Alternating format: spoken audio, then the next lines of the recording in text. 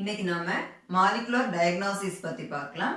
இப்போ டயக்னாசிஸ்னா ஒரு டிசீஸ் இருக்கா இல்லையா அப்படின்னு சொல்லிட்டு நம்ம டெஸ்ட் பண்றது. இது நம்ம லேப்ல எல்லாம் இந்த வேர்ட் பார்த்துருக்கோம், டயக்னாசிஸ். அப்போ இதுல இந்த மாலிகுலர் டயக்னாசிஸ், இந்த டயக்னாசிஸுக்கு பயோடெக்னாலஜி டெக்னிக்ஸ் எதெல்லாம் யூஸ் பண்ணி டெஸ்ட் பண்றாங்க அப்படின்னு பார்க்கும்போது recombinant DNA technique, ELISA, ELISA, ELISA, PCR. இந்த மூணுமே பயோடெக்னாலஜிக்கல் டெக்னிக்ஸ், ELISA, PCR. இதுல நம்ம இந்த ELISAவும் PCRையும் பத்தி பார்ப்போம். ELISAனா enzyme linked immunosorbent assay. அது ஒரு titration method தான். ELISA enzyme linked immunosorbent assay. இதுதான் ELISA, enzyme linked immunosorbent assay. இது எப்படி நடக்கும்னா ஆன்டிஜன் ஆன்டிபாடி ரியாக்ஷன் நம்மளோட உடம்புல நடந்து ஒரு டிசீஸ் ஃபார்ம் ஆயிடுச்சுன்னா அதோட டிசீஸுக்கான சிம்டம்ஸ் தெரியறதுக்கு முன்னாடியே நம்மளால அந்த டிசீஸை ஐடென்டிஃபை பண்ண முடியும். இப்போ ஒரு உடம்புல ஒரு பேஷண்ட்னா அந்த பேஷண்டோட உடம்புல ஆன்டிஜன் வந்துருச்சுன்னா, ஆன்டிஜன்னா என்ன? வெளியிலேருந்து வரக்கூடிய ஃபாரின் பார்ட்டிகிள். ஆன்டிஜன் தான் வெளியிலேருந்து வரும். ஆன்டிஜன்னா ஃபாரின் பார்ட்டிகிள். ஃபாரின் பார்ட்டிகிள் வெளியிலேருந்து வர்றது. உடம்புக்குள்ளாடி இருக்கிறது என்னது? உள்ளாடி இருக்கிறது ஆன்டிபாடி.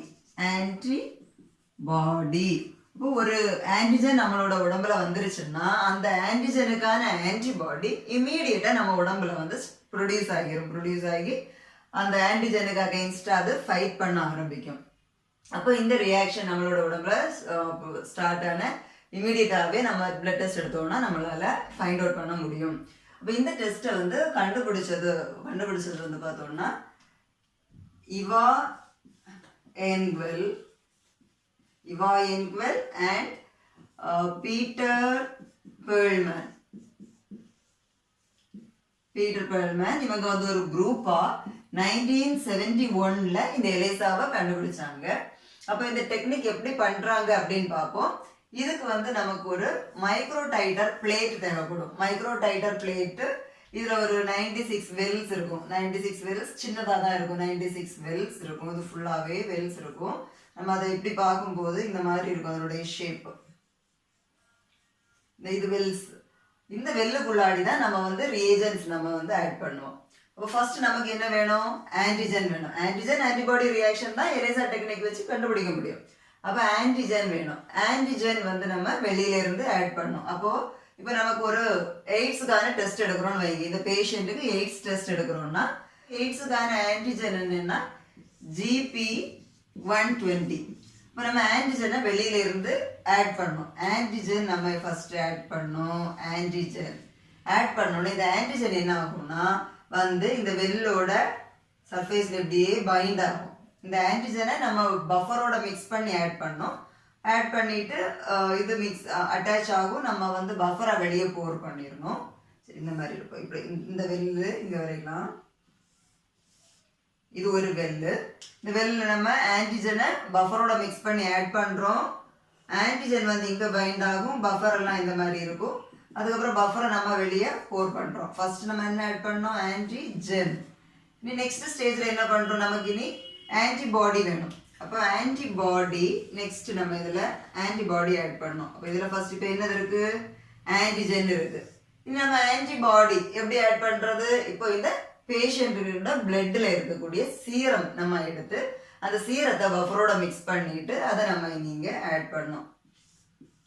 என்ன பண்றோம்? சீரம் ஆட் பண்றோம். சீரம்ல என்னது இருக்கும்? சீரம்ல ஆன்டிபாடி இருக்கும். இப்போ இந்த ஆன்டிபாடி, இப்போ ஒரு ஆன்டிஜன் இந்த ஷேப்ல இருந்ததுன்னா ஆன்டிபாடி இந்த ஷேப்ல தான் இருக்கும். Antigen antibody. இதுல இப்ப என்னதெல்லாம் இருக்கு? ஆன்டிஜன் இருக்கு, ஆன்டிஜன் ஆன்டிபாடி. ஆன்டிஜனும் ஆன்டிபாடியும் இதுல இப்போ இருக்கு.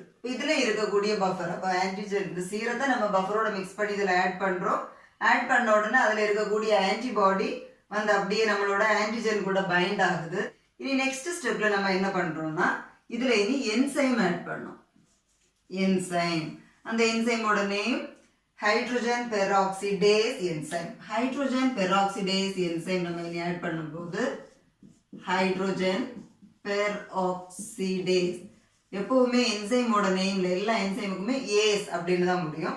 அப்போ நமக்கு இதில் இப்போ ஒரு ஆன்டிஜன் இருக்கு, ஆன்டிஜன்ல ஒரு ஆன்டிபாடி இருக்கு. இப்போ எங்க வந்து ஆன்டிஜன் ஆன்டிபாடி காம்ப்ளெக்ஸ் இருக்கோ அதில் மட்டும்தான் இந்த ஹைட்ரஜன் பெராக்சிடேஸ் வந்து பைண்ட் ஆகும். இது இப்போ ஹைட்ரஜன் பெராக்சிடேஸ். அப்போ நமக்கு இதில் ஆன்டிஜன் இருக்கு, ஆன்டிபாடி இருக்கு, இப்போ வந்து என்சைம் இருக்கு. இதுக்கு கூட இனி நம்ம இதில் என்ன ஆட் பண்ணுறோம்னா நெக்ஸ்ட் நம்ம இதில் திரும்பியும் இது பைண்ட் ஆகிற பிறகு பேலன்ஸ் இருக்கிற என்சைமை வந்து நம்ம வாஷ் அவுட் பண்ணிடுவோம். திரும்ப நம்ம என்னென்ன ஆட் பண்ணுறோம் இதில் 4-குளோரோநாப்தால்.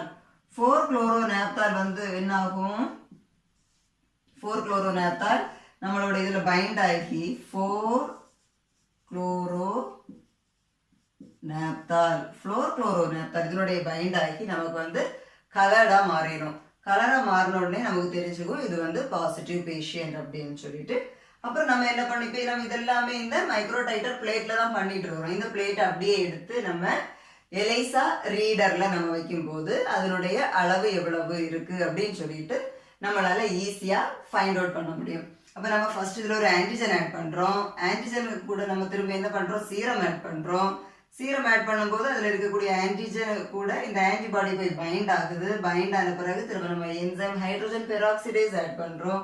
அந்த என்சைம் கூட இப்போ பிறகு நமக்கு antigen antibody enzyme complex form ஆகுது. இதுக்கு கூட நம்ம 4-குளோரோநாப்தால் ஆட் பண்ணும்போது நமக்கு அது கலராக மாறுது. கலராக மாறும்போது நமக்கு அது பாசிட்டிவ் அப்படின்னு தெரியுது. அப்புறம் எலைசா ரீடர்ல வச்சு நம்ம அதை ரீட் பண்ணி ஃபைண்ட் அவுட் பண்ணிடுறோம். இதுதான் எலைசா டெக்னிக்.